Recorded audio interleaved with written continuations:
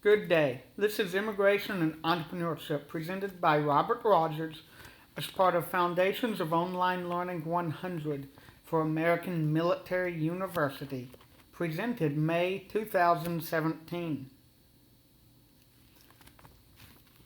Turn on the news today and you will see that immigrants are a growing part of the United States economy, and we all know the lifeblood of a capitalistic society is new entrepreneurs.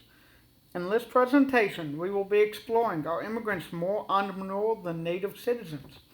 What could drive immigrants to start their own businesses? And finally, how do immigrant entrepreneurs affect the job rate in our economy? Our thesis today is that immigrants tend to be more entrepreneurial than native-born U.S. citizens and are pushed towards entrepreneurship by a variety of different factors. Additionally, immigrant entrepreneurs will increase the number of available jobs in the United States. The data is pretty unanimous when you look at it that immigrants tend to start more businesses than native citizens. RAND's in 2015 tells us that 25% of tech startups have an immigrant founder.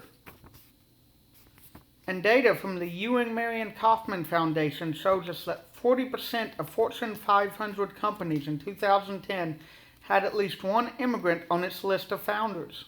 Additionally, Murphy shows us in the 2016 Marion Ewing Kauffman Foundation Startup Activity Index that 27% of all new businesses were founded by immigrants. And Murphy tells us in a separate 2016 paper that for every 1% increase in the immigration rate, there is a 1.09% increase in the number of new businesses.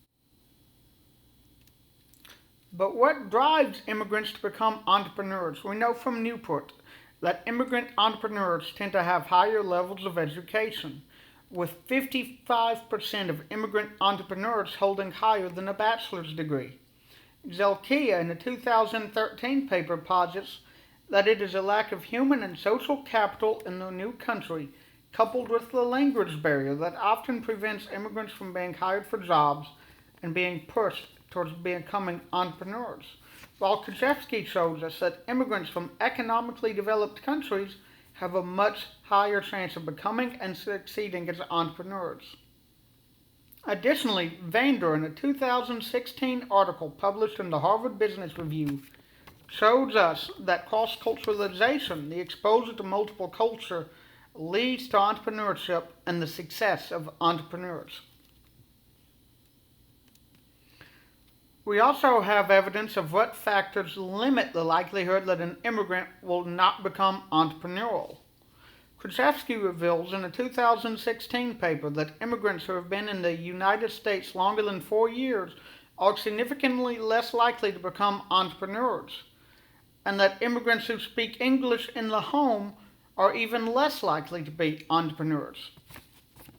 Additionally, Zelkia found in her paper in 2013 that even religion plays a part in entrepreneurship, with the finding that religions such as Islam and Buddhism limit the chance one has of becoming an entrepreneur, while religions like Judaism, Hinduism, and Protestantism will increase the chance of somebody becoming an entrepreneur.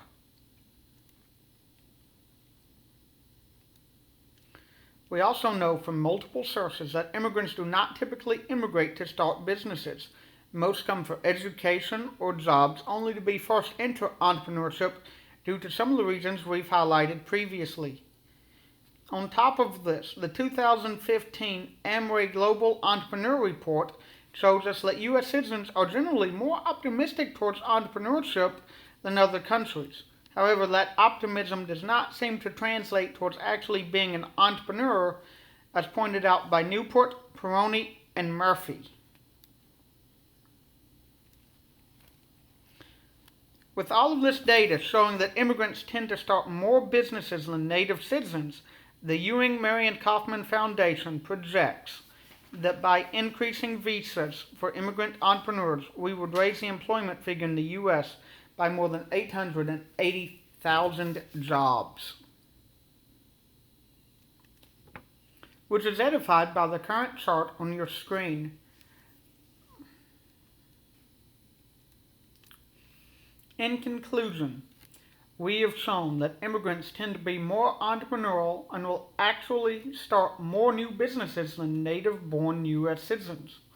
And this is due to a variety of factors that include higher levels of education, lack of human and social capital, a language barrier. We have also shown that the longer an immigrant is in the U.S., the less likely they are to become entrepreneurs, and that the speaking of English in the home will decrease the chance they become entrepreneurial as well. And finally, we have shown that increasing immigration will lead to an increase in available jobs in the American economy. Thank you for your time in this presentation.